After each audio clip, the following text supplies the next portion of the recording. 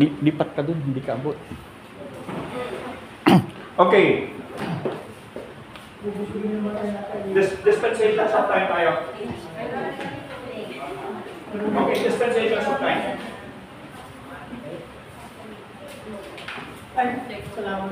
Okay.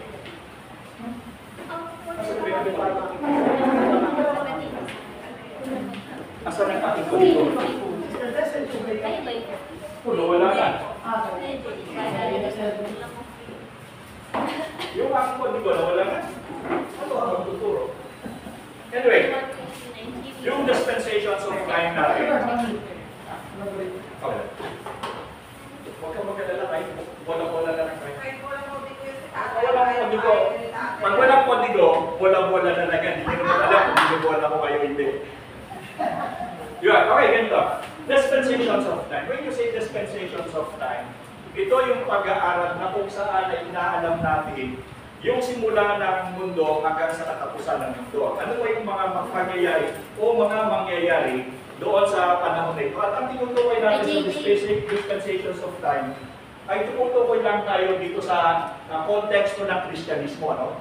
Kasi iba yung konteksto ng mga Muslim, iba yung konteksto ng Budaismo, iba yung konteksto ng Hinduismo, ng Budaismo, pagdating sa pagtingin nila sa dispensations of time o yung tinatawag na simula ng mundo hanggang sa katapusan. Base doon sa ating paniniwala bilang mga Kristiyano, doon sa dispensations of time natin ay nahati sa dalawa. O kita nyo, wala akong kodigo ha. Wala lang to. Okay. Nahati sa dalawa ang dispensations of time ng mga Kristiyano. Yung una ay yung tinatawag na lumang panahon o Old Testament at ikalawa ay yung New Testament o yung Bagong Tipan. Now, remember na ang sabi dito, ito daw dispensations dito ay nakakati sa dalawa. Ang tawag ay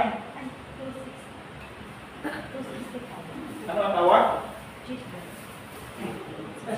Testament. When you say testament, ano yung testament?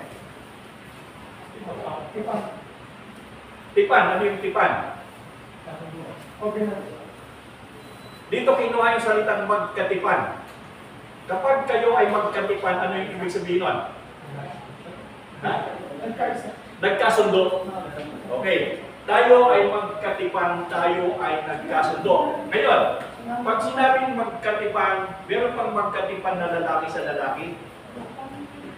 Meron?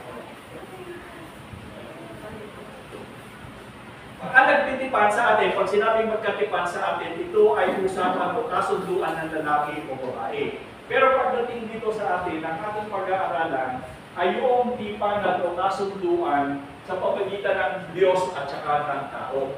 Okay? Ito yung tipanan ng Diyos at saka ng tao.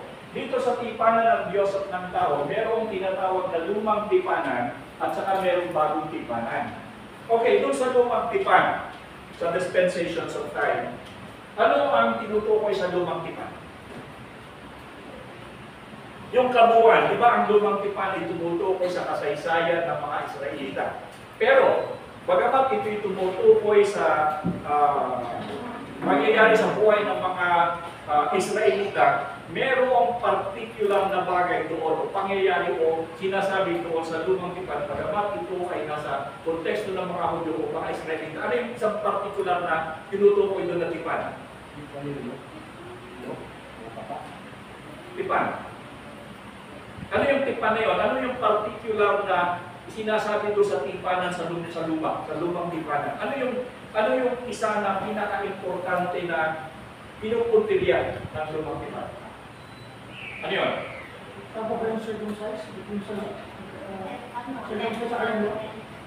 Yun ay tipanan nila. Pero ano yung pinaka-ultimate na tipan ng Diyos at saka ng tao? Ano yung ultimate na tipanan sa luma? Blood? Ano ba? Ano yung tipanan na yun? Sa lumang tipan, nung magkasala yung ating magulang doon after the innocence, sila ay walang kamalayan, hindi ba, patungkol sa kasalanan? Yes. Pero pagdating dito sa pag-fall ng ating unang magulang, nagkaroon ng law yung sa doon sa particular na nandito sa dispensations of conscience, nawala na yung kanilang konsensya at nakita nila ang kanilang sarili ng mga hubad. Bakit? Bakit? Dahilan sa kasalanan. At dahilan dito sa kasalanan ito, ang Diyos at saka ang tao ay naghiwalay. Dahil hindi natatanggapin ng Diyos ang tao, dahil ang tao ay sumuway at nagkaroon na siya ng kaalaman na masama at mabuti, na ito'y pinagbabawal ng Panginoon dahil sa kanyang konsensya. Ngayon, alam na niya kung ano, nagsasalamin na sa kanya na kanyang ginagawa ko na ito tama. Na hindi naman yun ang intensyon ng Diyos, sapagkat ang intensyon ng Diyos, tayo ay mamuhay ng walang maayos sa kanya, ng walang barrier, walang palakid. So itong kasalanan, ito yung naging balakid. Di ba? Ito yung naging palakid ng Diyos at saka ng now ngayon ano ang tipan. Ano yung pinangako ng Panginoon? I think nung nandun nyo sa Genesis, tingnan nga yung kinagat ng kinagat yung kanyang gills.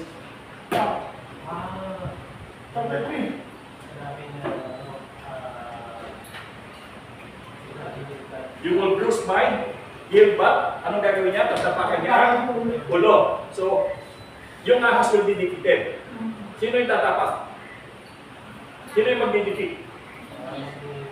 Yung magiging anak ng babae na, yung pangako, yung babae doon, yung magiging anak noon ang didefeat doon sa ahas. So, sino yun? So, yun ang tipan.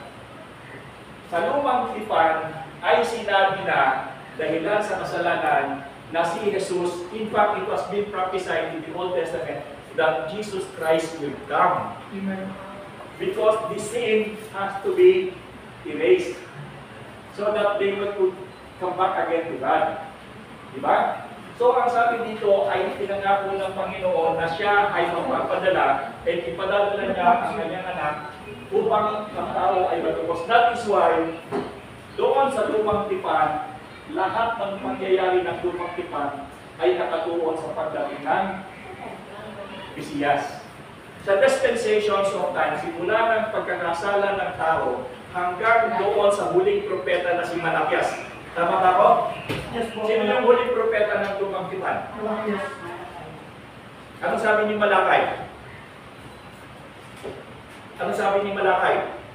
Palagi niyo ng kinukote.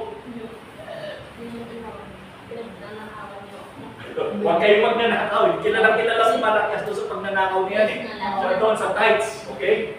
So, ibig sabihin from Genesis to Malakay, which is the Old Testament, doon sa huling-huling aklat ng lumang tipan, ang lahat ng yan ay isa lamang ang tinutukoy at ang lahat ng yan ay nakapokus sa pagdating ng Mesiyas.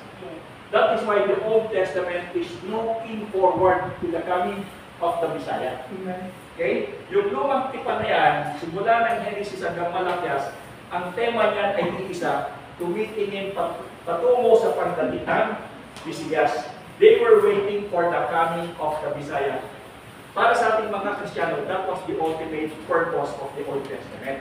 Kasi Jesus Christ was promised sa lumang tipan, dahilan sa tayo nagkasala, and we need to be redeemed from that sin, and the only one that can do that was the promise in the Old Testament that the Messiah will come.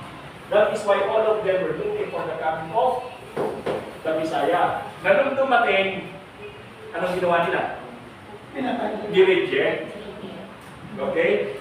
In spite of all the promises na nandun na lahat yung mga circumstances, yung lahat ng evidences, kung ano yung dadating na Messiah, alam nila yon, but nung dumating ang Messiah, they rejected. So, in lumang tipan, we have the innocence, conscience, human government, we are hindi ko maintindihan sulat ko, promise, and the law. Pagdating doon sa law, ito na yung sinasabi ng mga kautusan na para saan nga ang kautusan? Ano ginagawa ng kautusan? Ang kautusan ay nagsasalamin ng ating kasalanan. Without the law, there is no sin. Parang sa batas sa Pilipinas, tanggalin mo lahat ng batas sa Pilipinas, we can do anything, hindi ka makukulong. Kasi walang batas. Ganon din sa paggawa ng mabuti, walang batas, di ba? Kung walang batas sa paggawa ng mabuti, ano gagawin nyo? Isamantalahin nyo kasi hindi naman kayo makukulong. Eh bakit yung iba kung ano yung makukulong, hindi ginagawa nila? Di ba? Diba? So here, dito tatandaan nyo, in the Old Testament, ito'y papunta doon sa cross, sapagkat ito yung darating na Misaya. Saan? Yung mga government dyan. Ba? Yan eh. Promise. Buti pa yun. Okay, promise. Ito yung pinangako na. So, okay, remember, from Old Testament, from the creation, lahat yan ay pupunta sa pagdating ng Panginoon. But, after ng Malakay, ito yung problema. After ng Malakay in the Old Testament, nagkaroon ng tinatawag na 400 years ng silent years. Bago dumating ang Panginoong Jesus ay nagkaroon ng 400 years na lapse o gap. Ito yung naging problema eh. Itong 400 years na ito. During this time, madami ang lumabas na Kristo. Madami. Na nagsasabing sila daw yung Messiah. Kasi nga, in-expect nila yung Messiah, no? So, madaming lumabas dyan ng mga Messiah. Ang dami. Iba-iba. Pero most of them have been proven wrong. Kasi lahat ng lumabas dito sa silent years na to, ng mga nagsasabing Messiah, all of them were political Messiah. Political Messiah lahat yan. At dahil sa political Messiah, pag napatay na sila ng bulan-bulan, wala na. Kami yung mga followers nila. So, doon sa 400 years niyan, ang silent period niyan, yan yung tinatawag na marami ang nasulat ng mga aklat. Madaming ang nasulat ng mga aklat dito.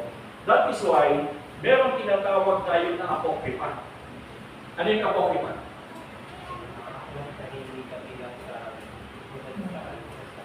Okay, yung daw mga nasulat dito, napakarami ito, pero particularly ang Roman Catholic Church, Okay.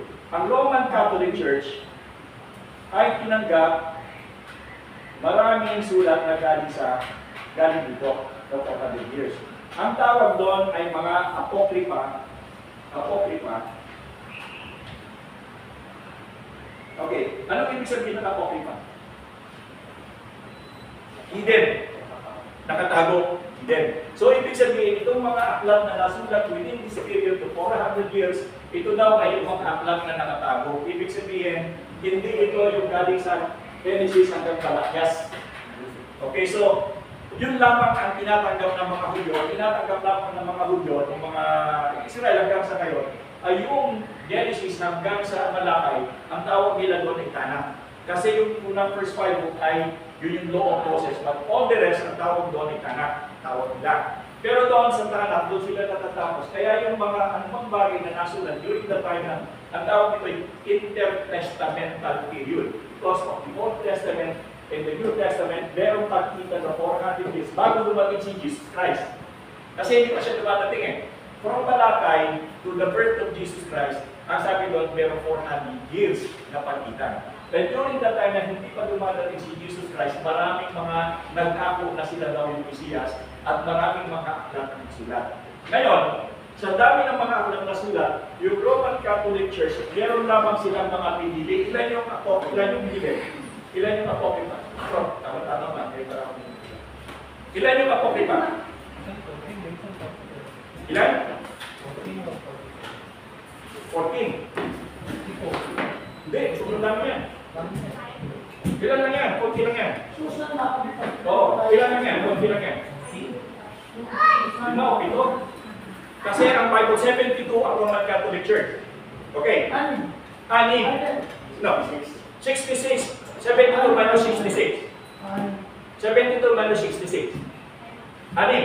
So, ibig sabihin, merong 6 na aklat na libro sa intertestamental period na tinanggap ang Roman Catholic Church na hindi tinatanggap ng mga Protestant Christians. Okay, so dalawa lang naman yun eh.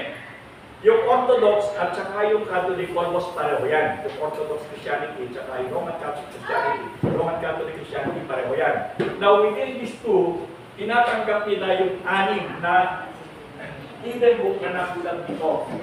Sino yung makakapagsabi nun? 6. Susan, Macabeo, dalawa yun. First and second Maccabees. Sino pa? Judith. Ano yun? Maccabees, dalawa. Judith. Bell and the Dragon. Di ba? Meron din the dragon yan. So, ibig sabihin, tayo hindi natin pinatanggap yung intertestamental na mga sulat. Kasi sinasabi nila na ito daw ay hindi nakapasa doon sa kanon.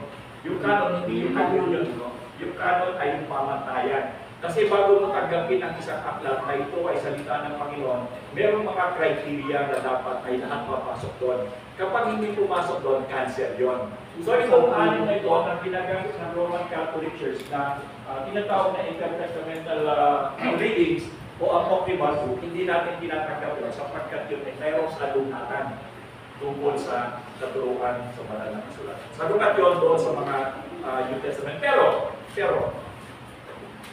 hindi ko alam, kasama ba ang Enoch? Hindi kasama ang Enoch? Wala po. Isa dito sa intertestamental period nito, o pas dito, yung Book of Enoch, which is hindi nila tinatanggap. Pero pag tinignan mo kasi ang Book of Enoch, pinag-aralan ko yan, mostly papasok yan, pero hindi nila tinatanggap. Dahil doon sa Book of Enoch, it talks about hanggang doon langit, kung ano yung itsura ng langit, hanggang sa 8th heaven. Sinabi ni Enoch yun. Well, anyway, huwag naman na natin discuss yun. Pero dito, tatandaan natin from Old Testament, ito ay tumutungo, ito ay tumitingin patungkol sa pagdating ng Bisaya. Ngayon, tayo naman sa New Testament, tayo namumuhay tayo dito. Lampas na tayo dito. Lampas na tayo dito kay Jesus Christ, di ba? Lampas na tayo doon sa pagkabuhay ni Jesus. Kung kaya tayo ngayon ay hindi na tumitingin papunta sa Kanya, kundi tayo naman ngayon ay tumitingin pabalik. Kasi nangyari na ito lampas na tayo. So ngayon, ang tinitingnan natin ngayon, tayo ay nasa panahon ng pagtingin sa Panginoon, pabalik na tayo. Kasi, ito na yung pangako, tapos na. Dumating na yung pangako. Tayo, lampas na tayo sa pangako Ilang taon na tayo lampas sa pangako. Mahigit na 2,000 taon na ang nakakaraan.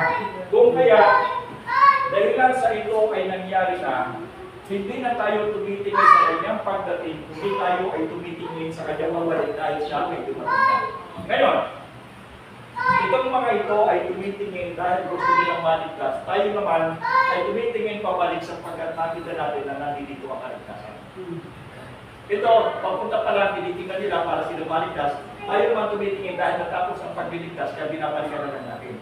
At tinitingnan lang natin pabalik. So, yun yung pagitan. Ngayon, ang pagitan ng lumang kasunduan at saka ng bagong kasunduan, si Jesus Christ. Yung kanyang kapanganakan. Kaya nga dito, napaka-importante sapagkat yung kanyang gospel o ebanghelyo o evanghelyo. Ito yung borderline. Siya yung pagitan ng kasaysayan ng daigdig. Siya yung pagitan ng nakaraan at saka ng hinaharap.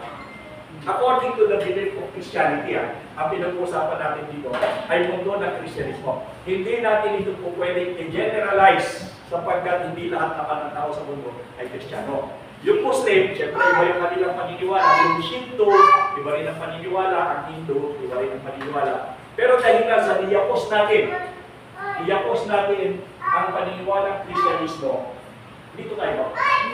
Naintindihan nyo? Ngayon, kung ayaw mo tanggapin ito, di mag-Buddhist ka. Di ba? Mag-Hari Krishna ka, o kaya mag-yoga-yoga ka, di ba? O kaya mag-shinto-shinto ka. Kung hindi mo ito gusto. Ngayon, kung hindi mo gusto, di mag-atheist ka na lang. Di ba? So, dahilan sa yung lahat ng katwiran na meron sila, napatunayan natin na mas mataas ang katwiran natin kaysa sa kanila sapagkat ang ating ebidensya ay ayon sa kasaysayan, factual and actual. Diba? Yung ating paniniwala na existence of Jesus Christ, ibinasin natin sa kasaysayan. So yun ay factual.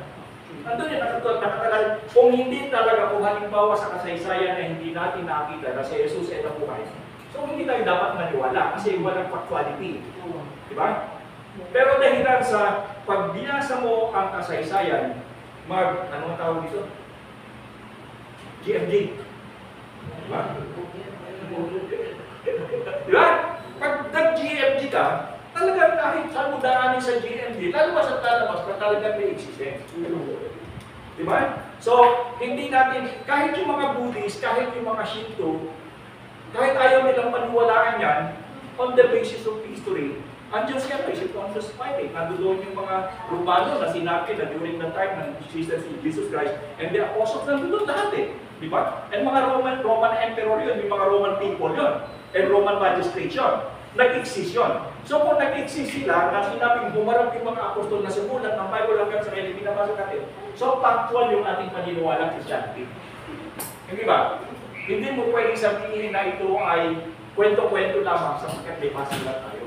Okay? So, ngayon, dahilan dito, lumalabas lamang batay sa ating paniniwala, si Jesus ang pagkita ng lumang panahon at si Jesus din ang pagkita ng mga bagong panahon. Pagdating kay Jesus Christ, dito na mag-uumpisa ang pagwawakas. Sapagkat during the time ni Jesus Christ, ang dispensation na ito, sinasabi niya na matatapos na ang sanlibutan. So, ibig sabihin, tapos na tayo dito sa Law, sa Old Testament. Tapos natapos tayo sa 400 years. Sabi nga natin, dito nagkapalit Apocrypha, na 6 na aklat na ginagamit ng Roman Catholic na hindi natin ginagamit. Kasi din niya kinuha yung purgatory eh. Ito yung basihan nila ng purgatory dito sa Apocrypha na ito. Kaya hindi lang pwedeng tanggalin. Otherwise, mawawalan sa isa yung kanila katuwa. Kaya hindi naman natin tinatanggap yan dahil hindi naman tayo naniniwala sa purgatory. Okay? So, isa yan sa basihan nila. Ngayon, papasok na tayo dito sa panahon ni Jesus Christ. Ito yung panahon na kung saan ay biyaya at panahon ng Iglesia. Hanggang ngayon, tayo ba ay nabubuhay sa anong panahon ng dispensation? Church age tayo. Tayo ay nabubuhay sa panahon ng Iglesia. Okay, tayo ay nabubuhay sa panahon ng biyaya ng Diyos. Okay, so ibig sabihin, dahilan sa si Jesus ang naging tagapagligtas, dahilan sa kasalanan ito, si Jesus ang magliligtas at mag-aalis ng kasalanan natin batay sa biyaya. So grace. Kaya nga yung sa pinagpagawa ng mabuti, hindi nga mag-aalis sapagkat wala tayong kapasidad na gumawa ng mabuti para tanggalin yung kasalanan na yan. Wala tayong kapasidad. Kasi by nature, tangay natin yung kasalanan na ginawa ng magulang natin. Hindi naman tangay natin yung kanilang kasalanan, hindi. Tangay natin yung abilidad sa paggawa ng kasalanan. Kahit anong gawin mo, kahit yung bata, itago mo yan ng isang taon, 2 taon, 10 taon, ikulong mo yan, o walang kinala mo yan, palabasin mo yan, tingnan mo kung ano gagawin. Gagawa at gagawa ng mali yan. So, dahil inherent doon sa tao, sa pagkakamali ng ating magulang, nasa genetic na yan, nasa DNA na yan. So, ibig sabihin, dahilan sa tayo ay hindi makakasama sa Diyos, gawa ng DNA ng kasalanan yan, ito nga yung ipinadala niya para tayo ay patawarin. So, nabi dito, yung lahat ng pinatawag ng Diyos, papasok sila ngayon dito sa period of grace. Panahon ng simbahan, panahon ng biyaya. After nun, dadating na ngayon yung rapture. Diba? Pagkatapos kasi, sinabi ng Panginoon na ang simbahan ay kanyang mga mananampalataya ay dadagitin ng Diyos. Okay, huwag na natin pagtalunan kung kailan dadagitin. But in reality, ang sabi dito, maging si Apostol Pablo, tatandaan natin, bakit tayo pwedeng maniwala kay Apostol Pablo? Remember that Apostle Paul, bago siya ma-convert, kasama niya ang Panginoon doon sa Arab. Di ba? At doon siya nag-aral for 3 years. Ibig sabihin, in the time that Apostle Paul was learning from the Lord, siguro isa po sa pinag-usapan nila na ako'y babalik at aking kayo po.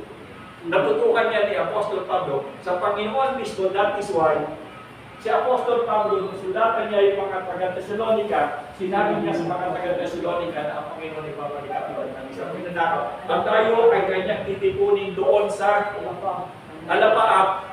Pero hindi pa tayo babalik, sabi ni Apostol Pablo, kundi yung pagtitipon sa Alapaap na tayo muling isasama ng Panginoon. Nandoon tayo sa Alapaap na yan.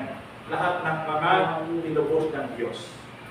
Now, paano natin nalaman ni Apostol Pablo yun? Bakit niya nasabi yun? Natutuhan niya yung araw eh.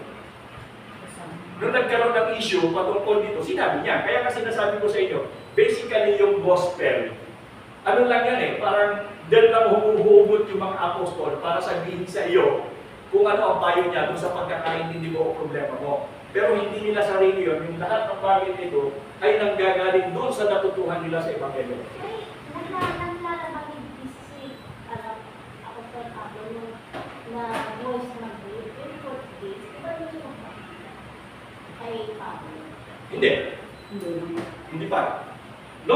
days na nandoon siya, most likely nakita yan ni Pablo. Kasi hindi pa naman siya tinatawag ng 40 days eh. Tinawag siya on the way to Damascus. Ano kayo, di ba tayo pinangaso Pablo? Alam ko natin na malaki ang pagitan. Hindi masyado malaki, pero hindi niya inabutan si Jesus Christ na buhay. Oo nga po, yung pagkabulan muli, yung 40 days na yan na... Wala kasi Pablo. Hindi, nandoon na. Kasi Sa Damascus, isa yung important. on the way to Damascus, doon sa 40 days. Nandun si Pablo. Doon siya nagkakita. Remember that Pablo, doon sa 40 days na yan, nung si Pablo kasi ay pumunta sa Damascus, remember, si Pablo ay humihingi ng permiso pa sa mga bawat bayan, hinihingan niya ng permiso eh. Kasi hindi naman niya po pwedeng hulihin hindi niya po pwedeng hulihin ang tawag doon the way. Ang tawag doon sa grupo na yun ay the way, o kaya ang tawag doon ay, kung hindi the way, ang tawag sa kanila ay Nazarene. Dalawa kasi ang tawag doon. And remember, wala pang Kristiyano noon ha. Wala pang Kristiyano. Ang Kristiyano nag-umpisa lamang doon sa Antioch. But during that time ni Apostle Paul, wala pang Kristiyano noong araw. Ang tawag sa kanila ay the way or Nazarene. Yung dalawang yon. So wala pang Kristiyano noon. BCE 4 pala si Paul pinangalan. BCE. 4 BCE. Inabot niya. 6 Lord. Ibig sabihin na halos 2 years lang pagitan nila ng Panginoon Jesus. Yes. Kasi BC6 eh. Oo. So nagpakabot sila. Pero yung sasabihin natin dito, si Apostle Paul, during that time, kaya si Stephen, di ba? Remember that when Stephen was stoned, di ba? Nung batuhin si Stephen dun sa... Wala pa, kasi nung batuhin si Stephen sa aklat ng mga gawa, ang Panginoon nakakyat na eh. Di ba? Si Stephen, nakakyat na ang Panginoon nung si Stephen ay batuhin. At si Apostle Pablo, si Saul ay nandoon, at siya pa yung humawak noong mga tunika ng Panginoon. Di ba? Isa sa sasaksi ng batuhin si Stephen. So hindi pa siya nagkakausap noon. Kasi doon sa Book of Acts, bago pa lamang ang Panginoon nakaakyat na, kasi nung si Stephen ay batuhin, ang Panginoon ay nakaakyat na, ascended na. So during that time, si Apostle Paul, hinawakan pa niya yung tunika noong mga bumato kay Stephen, and si Saul pa lang, during that time, his name was Saul, he was a witness to the killing of Stephen, or Stephen.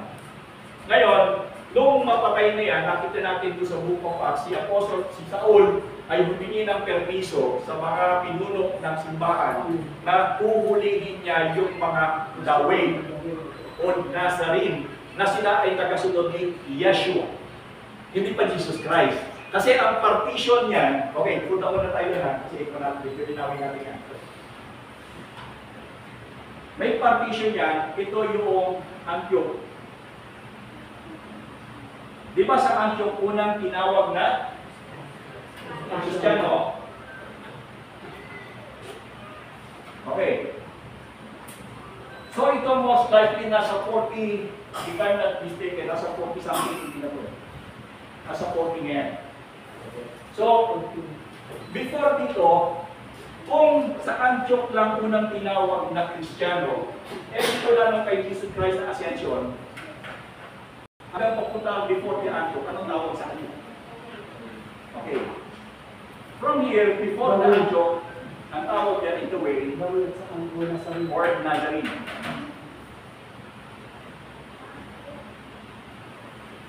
At ang pangalan niyan ay Yeshua. Yan. Before, yan ang pangalan ng Panginoon. Kasi, mostly dito, before the Antioch, kasi itong Antioch, ito yung mga Gentiles na simula ng mangaral sina Apostol Pablo sa mga Hintil. But during that time, before Antioch, ang concentration ay puro mga Hudo, Jewish. At dahil sa mga Jewish sila, hindi Jesus Christ, kundi Yeshua. Kasi yung Yeshua, yun ang Hebrew na pangalan niya.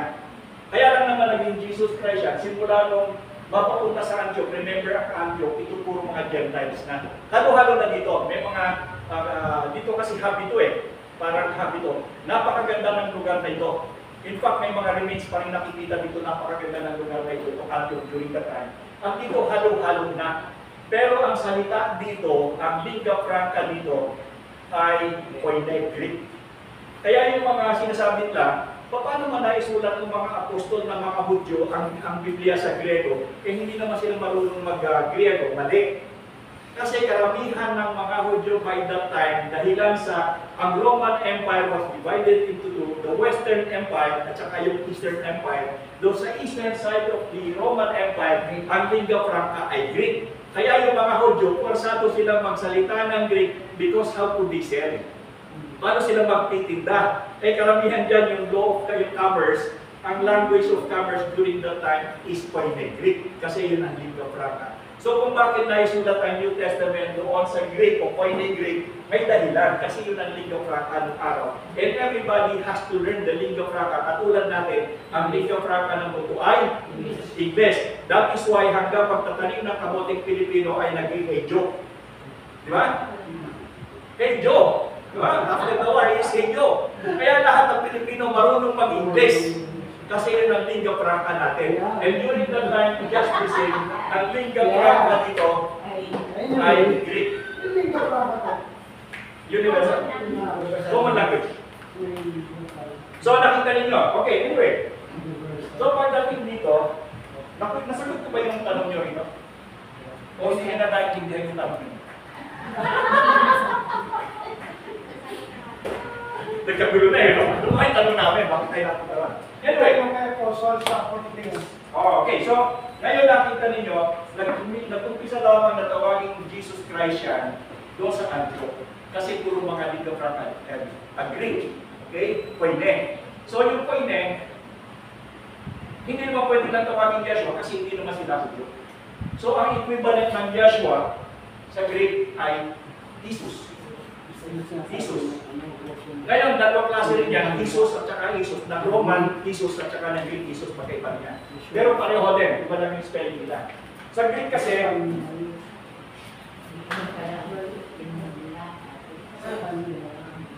ito wala pang letter J nung araw. Walang letter J nung araw, tanda nyo. Ang letter J only came around 1620 or 1630 AD. Walang letter J nung araw. Kaya Jesus yan.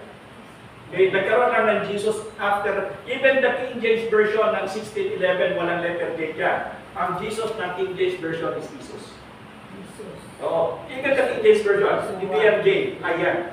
Kasi wala pa kang letter J nung 1630 lang yata yan nagkaroon ng letter J. Anyway, sa English alphabet. So nakita natin dito, sa dispensations of time, tayo ngayon ay namumuhay na sa huling araw at ang ating sistema ng pagtingin kay Jesus Christ ay hindi na pangharap, kundi pabalik. Ngayon, after ng church age, dadating na yung rapture. Pagkatapos ng rapture ay babalik tayo dito. Ang sabi sa Biblia, ay muli tayong babalik dito sa looban ng 1,000 taon. Bilinyag. So, ibig sabihin pala, kung magkaroon ng gera-gera dito, mag-away-away dito, hindi pa ito yung katapusan. Kahit pag-nuclear, magsabi natin ng ano lahat yan, hindi pa yan ang katapusan sapagkat ang sabi, pagkatapos ng kapighatian ay dadating si Jesus at siya ay maghahari sa looban ng 1,000 taon. And during that 1,000 years, walang COVID. Wala na rin kotse na ang tambutso ay polluted. No? This will be a year of peace, that 1,000 years. Kasi ang sabi dito, pag pinag-aralan natin yung dispensations of time na nakalagiman, si Satanas daw ay itatali. Ibig sabihin, walang demonyo na iikot sa mundo during the presence of the Lord Jesus Christ for 1,000 years. So mag-ingat-ingat na yung mga demonyo rito. Itatali pala sila. At sila pala yung nagalit sa 1,000 taong kasi nang itatali. At ilalagay sila doon sa abyss. Ano? Yung abyss daw, mainit daw doon. Gusto ko na magbago. Kaya ang tanong ko, di ba si Jesus dati maghahari, kasama daw rin sa mga kahit mga sino po yung paghahari ang natin, tayo-tayo din? O may ibang kung ano, niya na po. Hindi, ang maghahari, tayo ibig sabihin, tayo yung mananahan. Hindi. Kasi Ano tayo Ay, paghahari, ibig sabihin, hari ka rin. Di ray na ka. Hindi kaya sabi niya, di ba, kasi di siya maghahari. Ang kanyang mga anak, mga maghahati, katulad niya. Ayan, because during that time, ano na yan eh, langit na yan eh. Magkakasama na tayo sa langit nun eh. Kaya naisip ko sabi ko, sino maghahari? Ako, ang mga Why, dahil mo na kupapay, susunod ako sa iyo, no? Kaya nga, sabi ko, pag sinabi Pag ikaw ay mas maray, mataas na hari ka sa regaya na hanggang papayag ha, ako nagtutulak sa inyo. Iba ang tao bukod sa mga naligtas. Kaya nga, kaya halimbawa sabihin natin na kayo maghahari kayo, lahat tayo maghahari. Siyempre, kung maghahari ka, meron pang serban. Kaya nga, Kaya hindi naman ako papayag na ikaw ay mag-serban ako sa iyo. Ako nga nagturo sa inyo eh. naisip ko nga po, baka meron sa mga naligtas. Wala. Yung sinasabi dito ng paghahari, ito ay ang kaharian, tayo pinahati sama-sama ang Panginoon. Ang spiritual, ang Panginoon sa pinaka. Nakaupo doon, tayo ay kasama ng Panginoon na naghahari. Now remember, Sabi niyo po, hindi pa tapos ng mundo yan, ibig sabihin, tao. Meron pa. o nga, doon sa millennial reign, ang Panginoon na naghahari, hindi tayo naghahari, kasama niya tayo naghahari. At doon marami pa rin ang maliligtas. Susunod sa kanya. Tayo ay servant. Oo, sa Panginoon. By sa millennial reign ha. Iba pa yung Great White Throne. Magkaiba yung millennial reign sa ano sa Great White Throne. Okay? So sa millennial kasi, kasama tayo pag bumalik ang Panginoon dito sa lupa, tataling si Satanas. So ibig sabihin, everything on earth, maganda. Wala nang Bill Gates, wala nang Rothschild, wala na sila. Wala na si Mauji. Ang sinasabi nila. Na dito yung paraiso. Kasi, ang reason kasi yung kanilang pinuno, si Russell, nung bata pa, takot sa impyerno yun. Kaya nung si Russell ay nagtuwa ng simbahan ng kanilang grupo, walang impyerno. Kasi nung bata siya, nagkaroon siya ng phobia sa hell. Kaya nung gumawa si Russell ng simbahan, walang hell. Dahil naman siya, nagka-phobia siya. Anyway, so after ng millennial reign, bababa ang Panginoon dito. At siya ay maghahari sa looban ng 1,000 taon. But after 1,000 years, makakawalan ang mga demonyo. Magpipiesta sila. Kasi makakapanukso na naman sila. Ayon sa Bible, makakapanukso na naman sila. At in spite of all those people who live under the reign of Jesus Christ in 1,000 years, many of them will still be deceived. Yan yung sinasabi na kahit ang mga elect o pinili ay madidisip pa rin o madadaya pa rin. So, ibig sabihin, hindi pala, ngayon naman ang Panginoon ay naghahari na sa atin sa pamamagitan ng Espiritu Santo Inyakwa. Nadidisip pa rin. So, disipin dito. Ngayon, after nung disciple na yan, after ng 1,000 years, then there will be the great battle ng pangilang ng demonyo at saka yung angel of God. And after noon, didipunin sila at ilalagay sa permanently doon sa hell. And then, nasabi dito, ibababa na ng Panginoon yung New Jerusalem. Wala naman dito kasi sabi nga tumunog ito sa sabong ito. By the time after God, this earth will be burned. Siguro, yung sinasabi dito na mga demonyo na ipatalin, remember, actually, mga tao pa rin dito Mga tao pa rin, meron pa rin government By the time may government pa rin. At kung i-release si Satan, not government again. They still will mag-fighting na. Laban na naman, to the extent ang sabi dito, the earth will explode. Kasabog Ngayon, wala na, di ba? And then, ang sabi dito, doon na magbababa ang Panginoon ng bagong Jerusalem. Bagong mundo. Bagong langit at bagong lupa. Na ang sabi doon, yun daw ay lantay na ito. Kaya itsura na. Di ba yun? Kakit kayo sa gito. Madulas. Madulas. Makinang. Hindi natin alam, we do not know whether that is literal or what. Pero, ibig sabihin, yun yung projection. Yun yung projection. So, if you believe in God, if you believe in Jesus Christ, and you become a member of the family of God, even though you die, merong projection na kasama ka doon. Sapagkat ang sabi ng Panginoon Sa tandang panahon, ikaw ay bubuhayin muli. And you will be given during the time, after na ito ng milenyo, after na ng labanan, kung tinayo na yung bagong langit at lupa, then yung ibinigay sa iyo, God will give you a body na katulad ng... Tapos na. Huwag kayong matakot. Kasi lahat naman tayo mamamatay whether you like it or not. Oo, hindi na papasok ko. Pero walang gusto bumauna. Buhay na walang ka, ang ganda raw doon, oh. Kasama mo ang gusto, wala naman gusto mauna. Yung pagka mamamatay na, dasal pa ng dasal, na sana humaba pa ang buhay. Akala mo pa maganda doon. Di ba? So, May cancer na, ito yung huwag na bumalik. Dapat huwag ka na, pag may cancer ka, huwag ka na magdasal na mabuhay ka pa kasi kung hindi ka mamamatay, hindi ka mapapasama sa Panginoon. Magpasalamat ka kung may cancer ka dahil yun ang magdadala sa iyo sa Diyos. Kaya tama. Palino na ito pala niya. Oo, kasi hindi ko kayo makikita. Anyway, Matamasa mo. hindi mo naman pinipili. Pero mabilis eh. Tapos si Rudel, nauna na. Hindi, kailangan pa rin kasi gawin natin yung part natin. Kasi ginawin ka lang ng sakit. Anyway, so nakita ninyo yung dispensations of time. Okay? Innocence, conscience, government, promise law, nagkaroon ng mga 100 years. Tapos ngayon tayo, church, after ito yung millennium, after ng millennium, yan ang dadating yung Great White Throne, hihiwalayin na ng Diyos yung tupa sa kambing.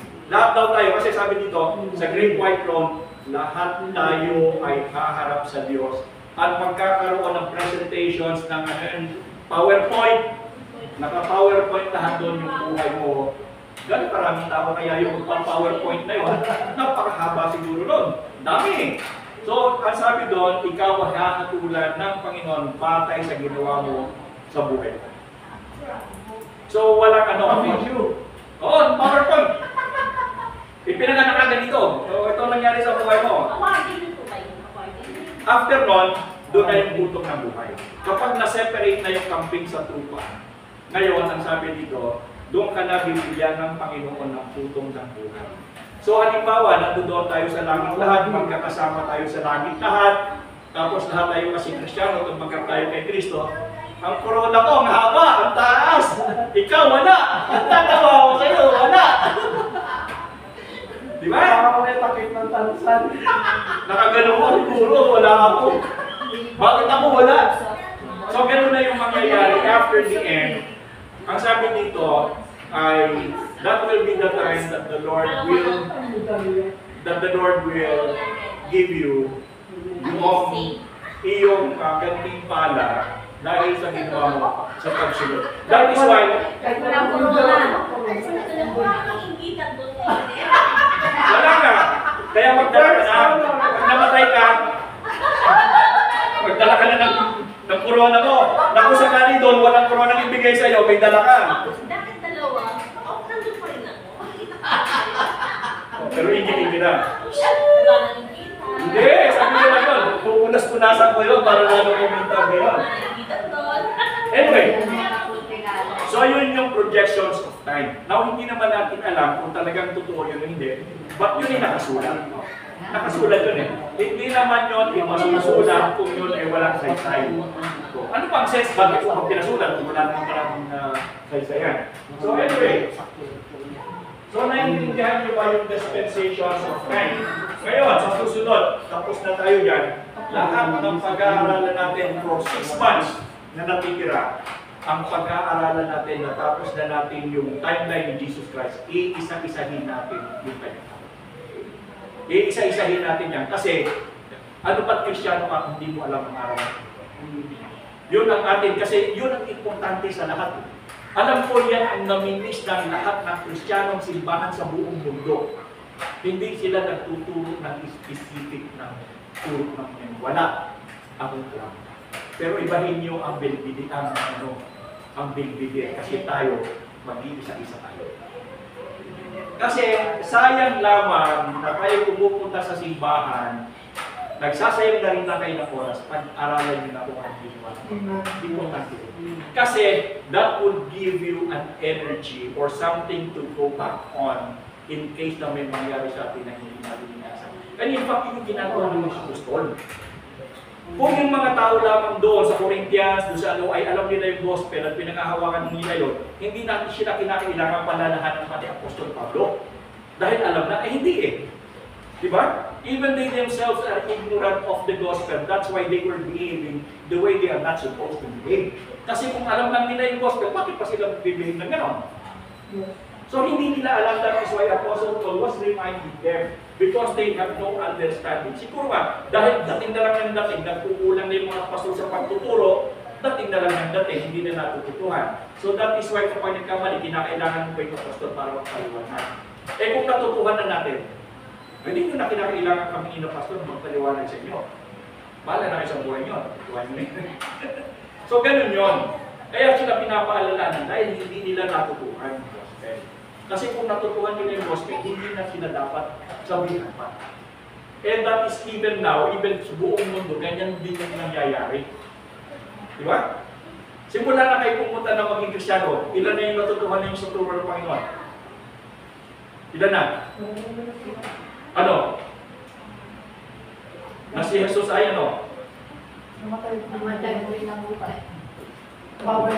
Pwede. Bakit di pa kay dahil sa Panginoon? Ito ang bakit di pa Yung ebanghelyo, yung ginawa ng Panginoon Jesus. Yung nabuhay na magulit. Stereotype na yan eh. Parating na lang yan eh. Laliman nyo naman. Di ba? Laliman nyo naman, please. Ano? At dahil sa pagmalalim na yung pagkalam ninyo sa ebanghelyo, gagaan ang buhay ninyo. Bakit? Eh dahil alam niyo yung pangako ng Diyos. Alam niyo kung ano yung kanyang ginawa. At alam niyo kung ano yung kanyang kayang gawin. Dahil ginawa niya. Ngayon, kung bakit tayo nababalisa? Dahil wala tayong basihan. Wala tayong alam kung saan tayo huhugot. Diba? Kinakailangan maintindihan natin kung ano ang tinuro ng Panginoon, ano ang kanyang ginawa at ano ang kanyang kakayahan para meron tayo hugot. Nagugulumihanan ang maraming Kristiyano dahil walang mahugot. Kinakailangan po pumunta sa pastor at magpapakounsel. Eh kung alam mo na.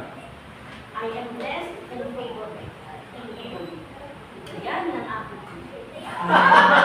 Efes 1:6. Sige, paggawa tayo maraming t-shirt. Kanatin lahat. Okay, so, question? Huwag na kayo magtanong. Kasi oras natin. Alam mo, last week, tayo pala ng 1 hour and 30 minutes. Wala tayo ng malayan, ano? Oo. Dinistrak na lang dito. Oo. Kung baga sa ano, nakasigunda pa lang ako nun eh, hanggang kinta ko eh. Segunda pa lang yun, wala pa man lang tayo doon sa tercera eh. Nakasaya po ang ganda pa kami na.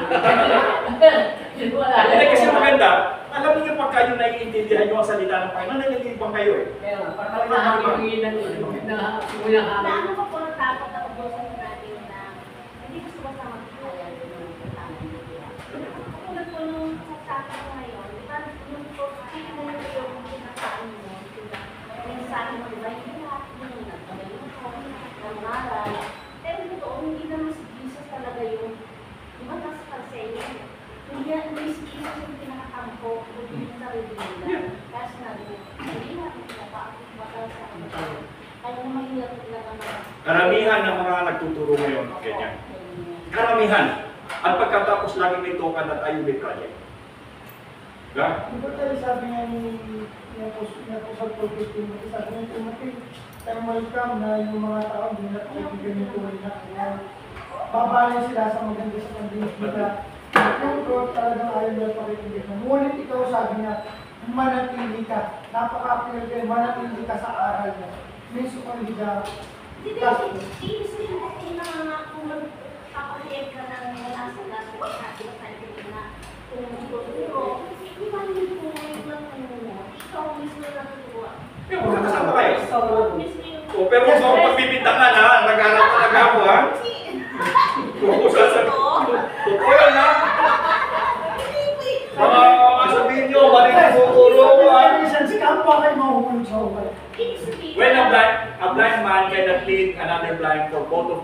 down into the ditch. Walang bulag na pwedeng mag-akay ng kapwa niya bulag sapagkat pareho silang mahuhulog sa pagkakas. Ngayon ako, huwag kayong mag-alala kasi ako ay may salamin. Maliwanag. Ang sabi ng Albert Einstein, if you stop learning, you stop dying. Basta masyado malalim yun. Hindi yung gospel na.